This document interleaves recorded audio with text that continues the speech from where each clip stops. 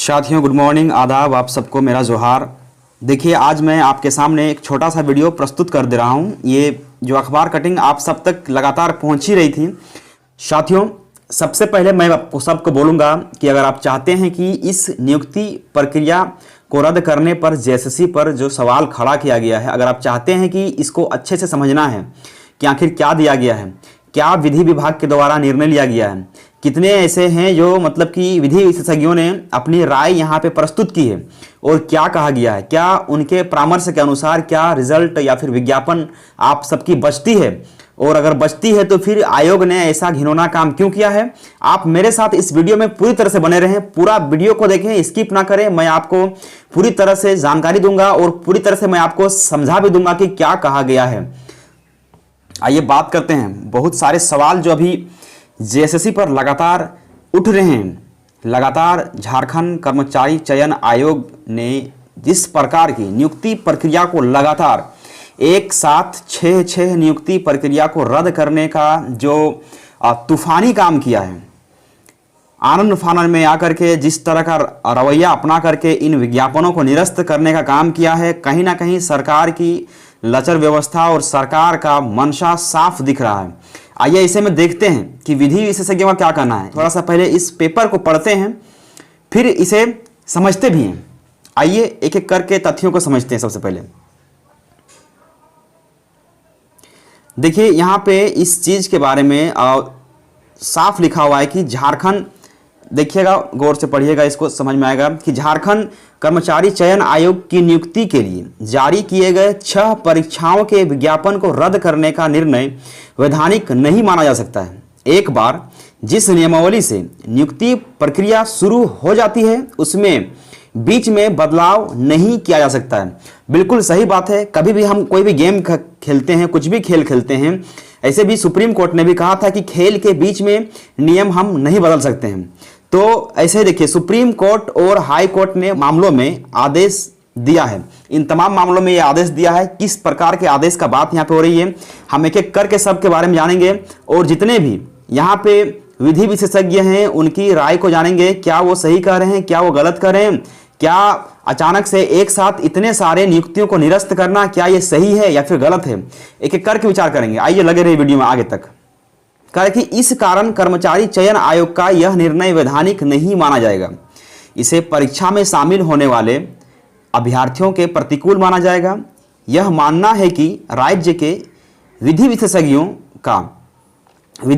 के अनुसार राज्य सरकार ने यदि कोई नया नियम बनाती है तो उसकी अधिसूचना या संकल्प जारी किया गया होगा और संकल्प में यदि पिछले नियमों को निरस्त करने का उल्लेख नहीं किया गया होगा तब आयोग का यह निर्णय हाई कोर्ट में रद्द हो सकता है। बिल्कुल रद्द होने का बिल्कुल पूरा चांस। अगर कोई पूछ रहा है कि लगातार जिस तरह से जितने भी 6 पेंडिंग रिजल्ट को अचानक से रद्द कर दिया गया है, तो अब यहाँ पे उन युवाओं के पास एक बड़ा विकल्प है कि आप हाईकोर्ट का दरवाजा खटखटा सकते हैं। हाईकोर्ट में आपको न्याय मिल सकती है। आइए आगे पहले पढ़ते हैं, फिर बहुत कुछ क्लियर हो जाएगा हमारे सामने और आपके सामने सब कुछ स्वतः क्लियर हो जाएगा। देखिए यहाँ पे बात हो रही कि हाई कोर्ट के वरीय अधिवक्ता ए अल्लाम, ये आप लोग देखिएगा ये वर्ड को कितना बेहतरीन तरीके से इनको सजाया जाता है। ये इसका मतलब ही होता है अधिवक्ता ए अल्लाम का मतलब होता है कि विद्वान महाअधिवक्ता। तो विद्वान महाअधिवक्ता के अनुसार आयोग का यह निर्णय वैधानिक नहीं है। नियुक्ति प्रक्रिया शुरू करने, परीक्षा लेने और रिजल्ट जारी करने के बाद किसी भी स्थिति में उसे इस आधार पर निरस्त नहीं किया जा सकता है कि राज्य में नियुक्ति के लिए नई नियमावली बन गई है और पुरानी नियमावली के आधार पर परीक्षा मान्य नहीं होगी। अब चयन आयोग का अव्यावहारिक और अवैधानिक निर्णय है। ये आयोग के इस आदेश के खिलाफ अगर प्रभावित लोग यदि हाईकोर्ट जाएंगे तो उन्हें राहत निश्चित ही मिलेगी और पूर्व में इस तरह के मामलों में अदालत ने हर्जाना भी लगाया है। नियुक्ति प्रक्रिया पूरी करने के बाद विज्ञापन को नई नियमावली के आधार पर रद्द कभी नहीं किया जा सकता है। जब आयोग पुरानी नियमावली के आधार पर ली गई परीक्षा को वैध नहीं मान रही है तो इसका मतलब यह होगा कि इस नियमावली के पूर्व में बनी किसी नियमावली से नियुक्ति जो होगी, लोगों को इन तमाम नियुक्ति को भी अवैध मानी जाएगी। अगर इस नियमावली में जो आपको अवैध माना जा रहा है, अवैध लग रहा है, तो उसी नियमावली के अनुसार अगर हम बात करेंगे तो पिछली बार, तो मतलब इसी नियमावली पे अगर कोई और भी नियुक्ति बहाली हुई है तो उसको भी अमान्य घोषित किया जाएगा। अब देखिए यहाँ पे इन बातों को थोड़ा समझते हैं कि क्या है मामला, थोड़ा सा इस भाग को पढ़ते हैं, समझते हैं। ठीक है साथियों, कह रहे कि क्या थी पूर्व की नियमावली, रघुवर दास की सरकार। जी हाँ साथियों, एक अच्छी सरकार को हम लोगों ने भी बदनाम किया है बहुत ज्यादा। रघुवर दास की सरकार ने वर्ष 2016 में नई नियोजन नीति लागू की थी और इसके तहत राज्य के अनुसूचित जिलों में जिलावार वर्ग 3 और वर्ग 4 के पदों पर नियुक्ति हेतु अगले 10 वर्षों तक संबंधित जिले के स्थानीय निवासियों को ही पात्र माना जाने का प्रावधान था। अनुसूचित जिले में और गैर अनुसूचित जिले में उम्मीदवार को शामिल नहीं हो सकते थे, मतलब कि इस तरह का था। लेकिन यहाँ पे जिस आधार पे यहाँ पे नियुक्ति को रद्द किया गया है, वो नियुक्ति नियमावली दरअसल यहाँ पेपर वाले ने भी एक मिस्टेक कर दिया है कि ये नियुक्ति नियमावली 2016 की नहीं है, बल्कि जिस पदों को कैंसिल किया गया है वो तमाम के तमाम 6 पद जो हैं वह नियुक्ति नियमावली 2018 का था। और इस 2018 के नियुक्ति नियमावली में तमाम 24 के 24 जिलों को रिजर्व किया गया था कि ये 24 के 24 जिले जो हैं यहाँ पे स्थानीय युवाओं के लिए, स्थानीय अभ्यर्थियों के लिए ये आरक्षित रहेगा। मतलब कि इसमें स्पष्ट कहा गया था, हर एक फॉर्म को जब आप भरते होंगे तो आपको वहां पे एक ऑप्शन मिलता था कि आर यू फ्रॉम झारखंड। अगर आप यस करेंगे तो भी वहां पे लिखेगा कि you are eligible for this form, और अगर आएगा वहां पे कि आर यू फ्रॉम झारखंड, अगर आपने नो किया है तो स्पष्ट वहां लिख देगा you are not eligible for this form. तो ये नियमावली थी और ये नियमावली 2018 की थी। यहां पे हालांकि मिस्टेक हुआ है, 2016 कहा गया है, लेकिन 2016 ना होकर के बल्कि 2018 का नियमावली था। अब देखते हैं यहां पे कि अब क्या परामर्श दिया जा रहा है, क्या है वर्तमान नियमावली। देखते हैं, पढ़ते हैं, इसको समझते हैं, क्योंकि इस नियमावली से बहुत सारे युवाओं का भविष्य बर्बाद होने वाली है। क्या है वर्तमान नियमावली। झारखंड में तृतीय और चतुर्थ वर्गीय नौकरियों के लिए अब झारखंड के ही किसी मान्यता प्राप्त स्कूल से 10वीं और 12वीं पास होना अनिवार्य होगा।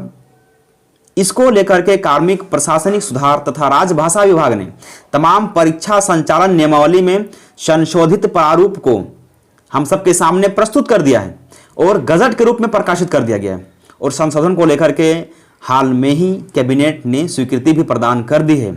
ऐसे में बहुत बड़ा सवाल खुद खड़ा करती है ये सरकार अपने ऊपर कि आखिर आपको जब राजनीति करना है तो राजनीति करने के लिए आपको अभ्यर्थी ही क्यों मिलते हैं।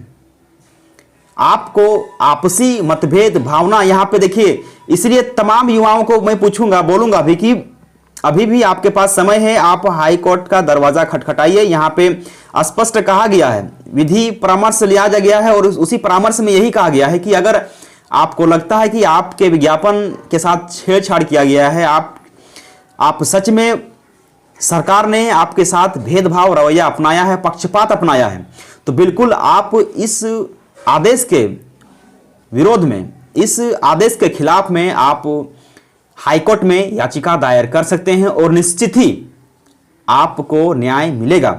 ऐसे में बहुत सारे सवाल बनते हैं इस जेएसएससी झारखंड कर्मचारी चयन आयोग के ऊपर कि आखिर ये किस बात पे, किस तरह के नियम को बना करके हम लोगों के ऊपर थोप रही है और पहले से बना हुआ एक अच्छा नियम को यहां से हटाने का प्रयास कर रही है।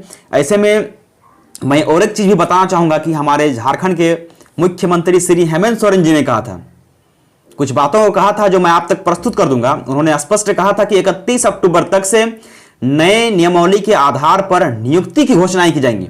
लेकिन नए नियुक्ति के आधार पर यहां पे 31 अक्टूबर को नया नियुक्ति का तो घोषणा नहीं हुई है, लेकिन हाँ 1 नवंबर के दिन में जरूर कोई काला घोषणा हुआ है और उस काले घोषणे के अनुसार झारखंड के तमाम नियुक्ति मांग रहे उन अभ्यर्थियों के विज्ञापन को ही निरस्त कर दिया गया है। यह बहुत बड़ा और बहुत दुखद खबर है तमाम युवाओं के लिए।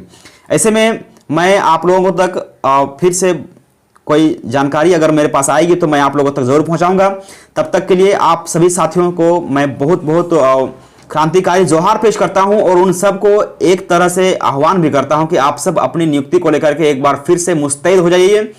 अपने आप को फिर से कमर कस करके मूवमेंट के लिए आप आगे बढ़िए। हाईकोर्ट और सुप्रीम कोर्ट का आप दरवाज़ा जरूर खटखटाइए। साथियों, आप सबका जोहार। जय हिंद।